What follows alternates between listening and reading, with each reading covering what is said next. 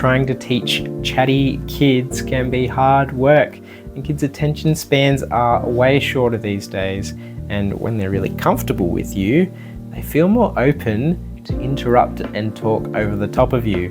Now, of course, setting boundaries and expectations is super important, but sometimes that chattiness isn't coming out of a lack of respect. They're just distracted. Now, how can you snap them back to reality?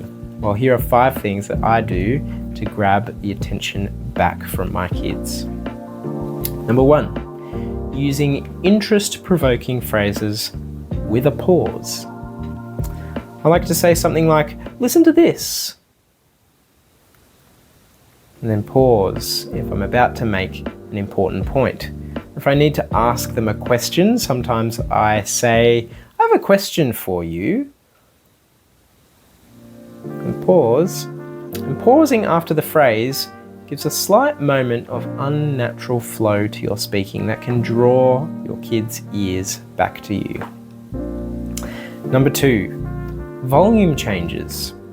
And when I say these phrases, sometimes I might become unnaturally loud and then unnaturally soft. Being suddenly loud can draw attention to you, and then while the attention is on you, you can bring the noise level down by bringing your own voice down. And as the kids try to hear what you're saying while you're speaking quietly, they'll quiet down themselves too, usually. Number 3, exaggerated expression. Use your body in exaggerated ways. Make big arm movements. Take huge steps across the room. Be the shiny thing in the room that catches their attention.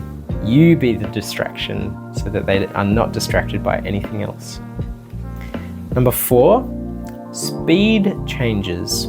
Now, again, this is about doing something that feels unnatural in the flow of your speech. Changing the speed of your talking, slowing down on specific words, or speeding up on particular phrases can really set the attention back on you. And number 5, moving to a different space or activity. If the kids have sat in the same spot for too long, they're going to lose interest in what you're saying. Getting the group to move to a different space and even sit in a different configuration can reset their attention. I like to do this in like 5-minute intervals, roughly.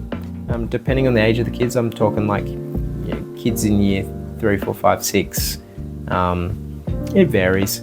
I like to plan moving spaces into our times so that it feels like a natural shift into the next discussion, even though we're just continuing the same discussion from before.